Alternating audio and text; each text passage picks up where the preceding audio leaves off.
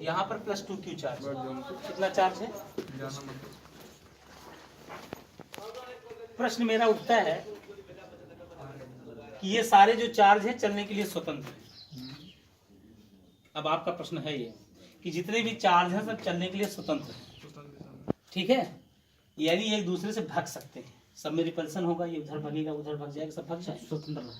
ये भागे ना, ये सारे चार्ज भागे ना, यहाँ पर कितने परिमाण का, कितने मैग्नीट्यूड का, कितने परिमाण का और किस नेचर का, किस प्रकृति का चार्ज रखें, ये चारों चार्ज संतुलन की अवस्था में रहे। प्रश्न समझ में आया? ये सब भगने वाले हैं, लेकिन आप बताइए इसमें कितना चार्ज रखें कि ये सब क्या हो, संतुलन की अवस्था में। ठीक है, तो आपको बताना है कि Q का मान व प्रकृति, ठीक है, जिससे कि समस्त आवेश संतुलन की अवस्था में रहे। किस अवस्था में रहे? संतुलन की अवस्था में।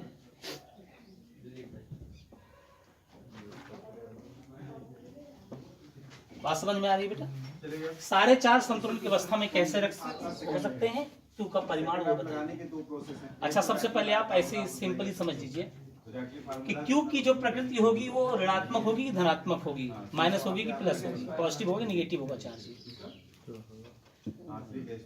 ये +2Q, इस +2 में क्या होगा? रिपल्सन होगा कि अट्रैक्शन होगा? प्रतिकर्षण भागेगा। तो यहाँ पर कोई ऐसा चार्ज रखा जाए जो इसके रिपल्सन के अपोजिट हो, रोक दे उसको, यानी यहाँ की इसकी प्रकृति क्या हो सकती है? निगेटिव। ये +Q का ये +Q क्या होगा? भागेगा, इसको भी रोकना है। इस प्लस से ये प्लस भागेगा, इसको रोकना है। तो ये 100% क्लियर है कि Q का जो नेचर होगा वो क्या होगा? निगेटिव। नहीं सकते, क्योंकि हमको सबको बनाए रखना अपनी पोजीशन, संतुलन की अवस्था, कोई चार्ज। अब Q का ये बात, ये तो हमें 100% समझ में आ गई होगी कि अगर ये चार्ज ना होता तो सब एक दूसरे से दूर भाग जाते और अनंत तक चले जाते, क्योंकि ये जो वैद्युत बल होता है वो अनंत तक के लिए होता है। कहाँ तक के लिए होता है? अनंत तक के लिए होता है। ठीक है, किसी कोई सीमा नहीं है। सारे बल कहाँ चले जाते हैं, लेकिन हमको बेटा इसको बनाए रखना है। अगर हमको इसको बनाए रखना है तो इसके बीच में किस तरह का आवेश दिया जाए, उसकी प्रकृति क्या हो, धनात्मक हो कि ऋणात्मक हो? बताइए। ऋणात्मक प्रकृति होगी तभी तो अट्रैक्शन होगा, तभी तो रोकेगा। इतनी सिंपल चीज समझ में आ रही कि नहीं आ रही है? चलो, यहाँ पर तो चार्ज हो गया आपका निगेटिव, हालांकि उससे कोई लेना देना नहीं। क्यों चार्ज? इसी बेटा संतुलन की अवस्था में करने के लिए क्या करते हैं? 1 2 3, ठीक है, इसमें 1 2 3 4 चारों आवेशों को हम स्थिर मान लेते हैं कि कहीं नहीं भग सकता, और एक आवेश को भगाते हैं, एक आवेश को हम, और ऐसा करें कि वो आवेश हमारा संतुलन की अवस्था में रहे, कहीं ना जाए। तो चलिए, सबसे पहले हम इसके द्वारा इस पर एक फोर्स लगाएंगे। उस फोर्स का नेचर क्या होगा, किस डायरेक्शन में लगेगा? ये फोर्स होगा आपका F1। क्या होगा? चलो F1 बताइए कैसे? कूलाम के लॉ से क्या होता है? K Q1 Q2 2Q² upon कितना? A²। बोल बेटा, सही बात समझ में आ गई कि नहीं? कूलाम का नियम क्या कहता है? कूलाम का नियम कहता है कि दो बिंदु आवेशों के बीच लगने वाला बल उनके आवेशों के गुणनफल के अनुपाती और बीच की दूरी के वर्ग के अनुपाती होता है। ठीक है, K एक नियतांक है जिसकी वैल्यू कितनी होती है? 9 × 10 की पावर 9 होती है। चलिए भाई, लेकिन उसकी डायरेक्शन क्या हो गई? F1 की ओर। F1 मैंने यहाँ इंडिकेट कर दिया इस डायरेक्शन में काम करे, क्योंकि ये कैसा बल है? आकर्षण बल है कि प्रतिकर्षण? आकर्षण प्रतिकर्षण। सजातीय आवेशों में प्रतिकर्षण होता है गधे। सजातीय आवेशों में क्या होता है? प्रतिकर्षण। अब चलिए, चलो इतना बल हो गया, इतने को हम कोई कांस्टेंट चीजें मान लेते हैं। चलिए, हो गया 2F। बोल बेटा, सही है? चलो बताइए, इसके कारण कितना बल होगा? A हो गया, B हो गया, C हो गया, D हो गया। F2 किसके कारण? C के कारण। किसके कारण बेटा? C के कारण। C पर स्थित आवेश के कारण। C पर स्थित आवेश के कारण। लेकिन उसके पहले एक बेसिक फंडा हो गया, लिख लेना। आवेश के कारण बल कितनी V पर कितना, F2 कितना हो जाएगा, क्या लिखोगे डायरेक्टली बताइए कि वही 2q square upon a square, बोले तो फिर से 2f। डायरेक्शन क्या होगी, ये होगी कि नहीं, बोल बेटा। तो मैं डायरेक्टली कर दूं क्या, इसको कर दूं 2f, इसको क्या कर दूं, बोल बेटा समझ में आता है कि नहीं, 2f कोई पुराना सवाल था। चलिए चलो बेटा बताओ भाई, D के कारण, D पर स्थित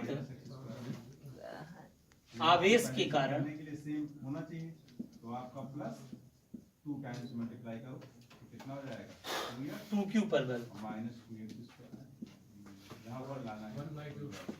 बताइए, चलो बताओ, रुको अभी। सबसे पहले हमको इसके बीच की दूरी लेनी पड़ेगी। इसके बीच की दूरी क्या होगी, चलो सारे बच्चे हमको बताएं। BD इक्वल क्या होगा, under root a square plus a square, बोलो समझ में बात आई, a स्क्वायर प्लस, क्योंकि 90 अंश का कोण बना रहा है, पाइथागोरस प्रमेय में अप्लाई होगी, कितना हो जाएगा 2a स्क्वायर a रूट 2, ये आपकी BD आ गई, यानी यहाँ से यहाँ तक की डिस्टेंस भी आएगी। अब बताओ कितना बल लगेगा, उसको F3 मान लेते हैं, इसकी डायरेक्शन और बल की वैल्यू बताओ कि Q1 Q2 small q, 2q into 2q, बोलिए अपॉन कितना, a रूट 2 का स्क्वायर, बोलिए बात समझ में आ गई।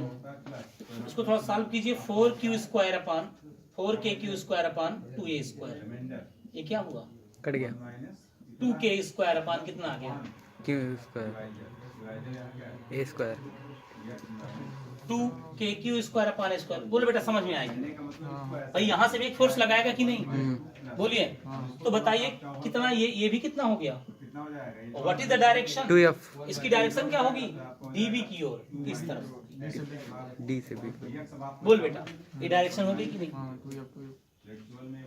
अब ये प्रिंसिपल आप सुपरपोजिशन अप्लाई हो जाएगा, अध्यारोपण का सिद्धांत अप्लाई हो जाएगा, क्योंकि एक बिंदु पर कई सारे बल एक साथ काम कर रहे हैं। अभी मैंने इसको रोका हुआ है, पहले हमने इन तीनों के कारण पता किया कि आखिर जा किधर रहा है और किस बल से जा रहा है, जा किधर रहा है किस बल से जा रहा है, उतना ही अपोजिट फोर्स हम लगा दें, बात समझे। अपोजिट फोर्स को बड़ा, हमको ए पता है, हमको बीच की डिस्टेंस पता है, हमको ये वाला चार्ज पता है, हम फोर्स की वैल्यू अपने हिसाब से सेट करेंगे इस क्यू को चेंज करके, बात समझे ना।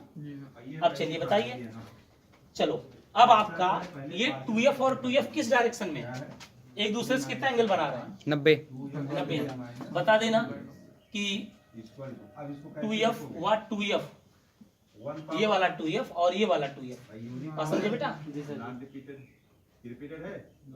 ये वाला एक दूसरे से कितने, एक दूसरे के लंबवत है, एक दूसरे के क्या है, लंबवत है, एक दूसरे के लंबवत है, तो परिणामी क्या होगा, परिणामी f डैश इक्वल क्या हो जाएगा, अंडर रूट